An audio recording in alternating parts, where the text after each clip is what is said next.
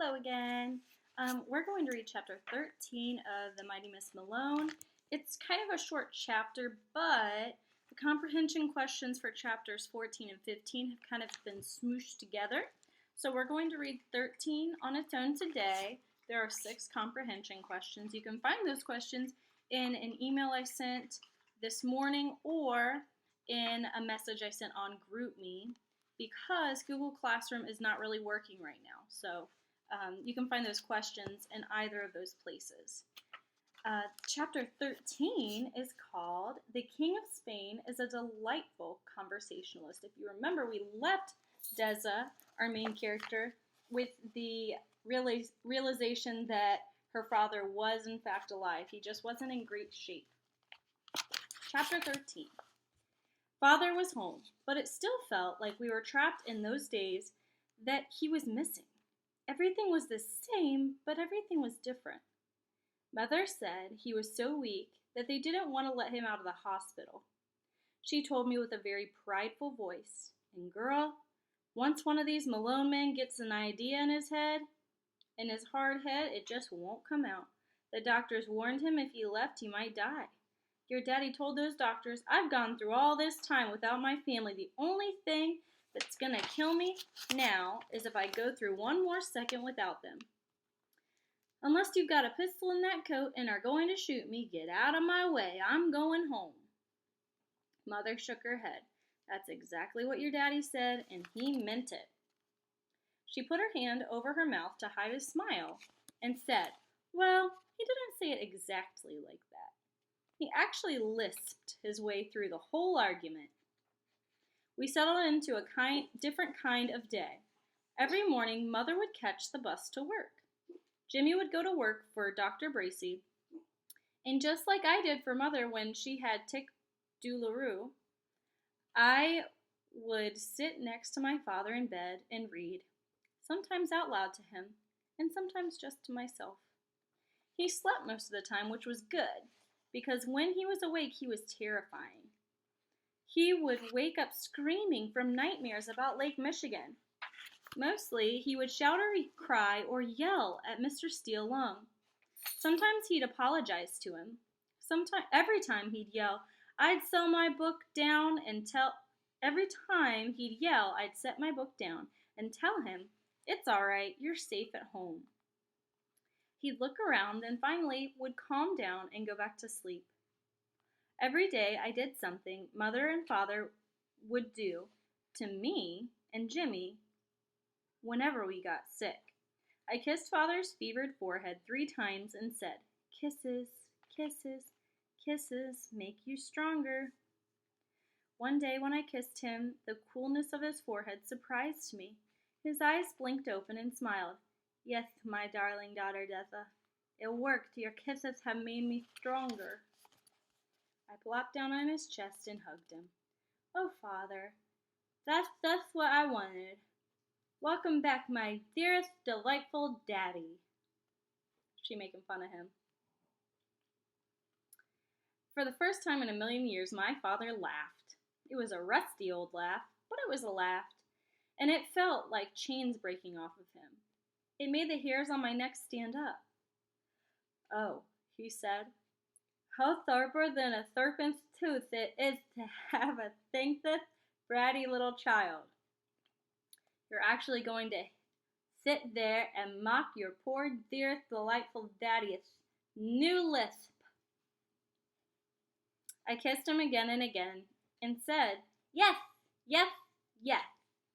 And it really is about time you pulled yourself together, mister. I'm not mocking you." "No? Well, it sure sounds like mockery." He put his hand over his chest. "And it sure feels like mockery to my heart." I looked to see if he was serious. "No, Father, it isn't. It comes from a book I read." He coughed a couple of times, then said, "I know the book. It's called How to Be a Disrespectful and Abusive to a Good Man." I laughed. "Not that one. I can't remember the book's name, but it told about the people who speak a certain kind of Spanish lisp all the time." Father said, "I think think I know the story, but tell me anyway. Okay. I cleared my throat and waited for a second, settling into the story. Once upon a time, there was a king of Spain who, Father said, King Ferdinand, right? Father, who's telling this, me or you? Sorry, go ahead. Okay. I put my head on the pillow next to Father's. From the day he was born, this Spanish king was kind and loving and showed great character to everyone.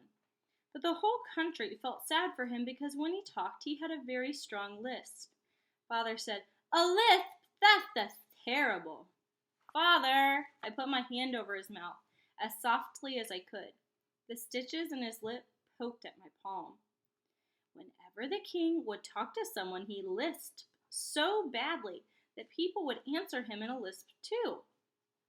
Not to make fun or mock him, but to show him how much they loved. I kissed Father's cheek and respected, another kiss, and honored him, another kiss. "That's what I'm doing, Father, not mocking you." Father smiled and said, "Thank you, Deza. That's beautiful, but I'm afraid it's a myth." I said, "What? You're afraid it's a miss?" Father laughed again. "I said it was a myth, M-Y-T-H, myth, smart aleck."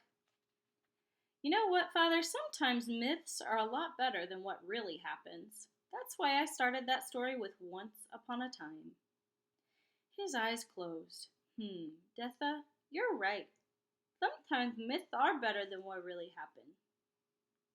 Just like that, he was back asleep. I couldn't wait for Mother and Jimmy to get home so they could see Father was back to joking and talking and being silly, back to himself. Dr. Taylor came by and took Father's stitches out of his mouth and said he was doing much better. Doc said once all the swelling went down, Father wouldn't lisp as much. That evening, Mother took Father's supper upstairs, then came back down and sat with me and Jimmy at the dining table. "Okay, Mother, we haven't had Chiefs and Children's Chow Chat for a while. Darling daughter Deza, what new and exciting things happened to you today?"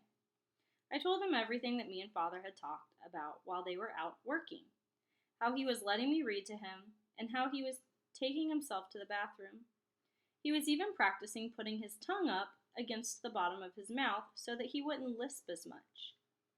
Me and Clarice were very impressed. Mother said, "Now to the genuine, gentle, jumpin' giant Jimmy. What was your day like?"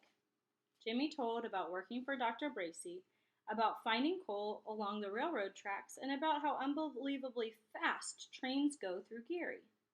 "They're like rocket ships on wheels. They make your whole body shake." Me and Mother held our breaths when he said that. I could see cut-in-half slices of Jimmy flying through the air after he got the speed of a train wrong, but we both kept quiet. Saying anything would make my brother do something insane to prove he wasn't scared of trains. Jimmy and me said together, "What about you, our marvelous mammalian matriarch? How was your day?" Mother told us about what was going on with the Cardsdales, how things were so bad in the country that even he might lose his job as president of the bank. The poor dears might have to cut back to 3 vacations this year. Jimmy said, "Oh, no. They aren't going to have to sell one of their rocket ships, are they?" Mother started to answer, but before we all froze. Father was standing in the dining room door, looking like a ghost. A skinny ghost with a plate in his hand. Mother said, "Roscoe Malone, what on earth are you doing? You should have asked. We'd have helped you down." We all rushed to him and guided him to his seat at the table.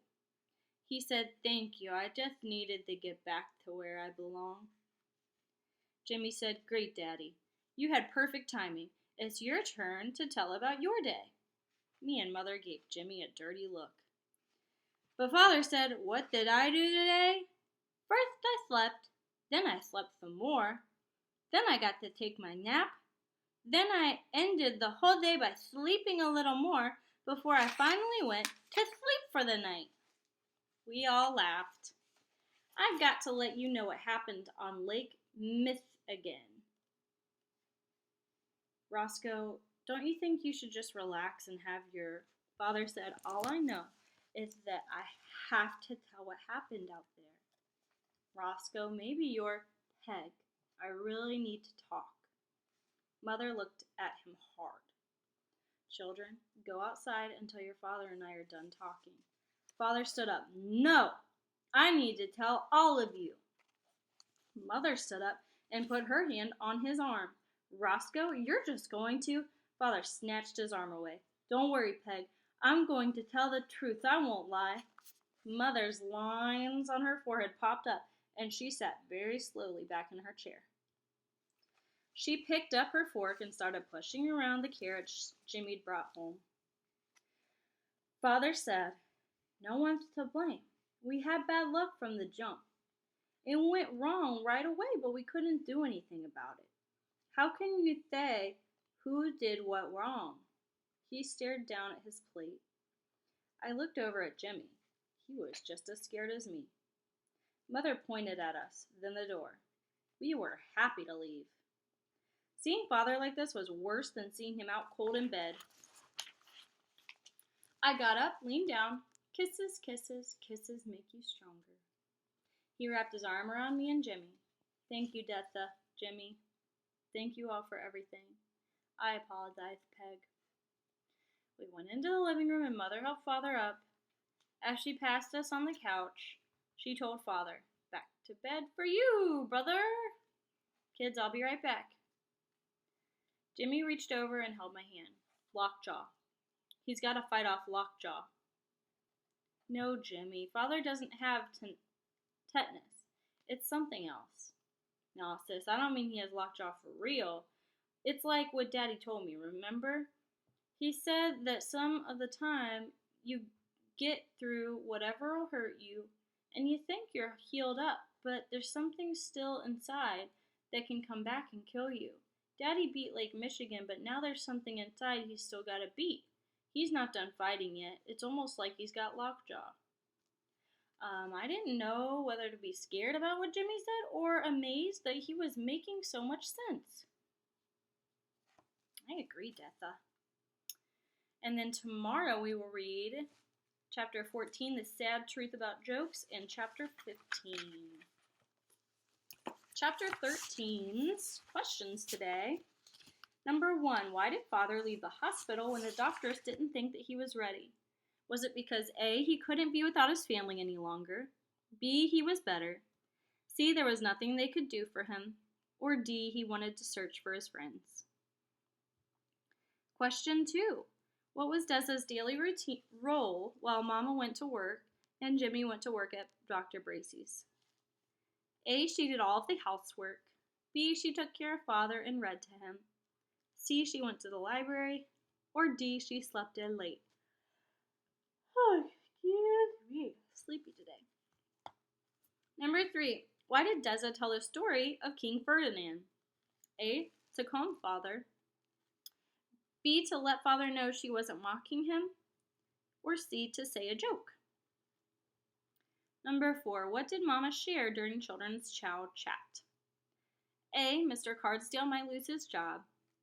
B, Papa was getting better. Or C, Mrs. Henderson is not herself anymore. Number 5, what news did Father share about his day? A, he read a book. B, he took a jog. C, he slept a lot. Or D, his lisp was gone.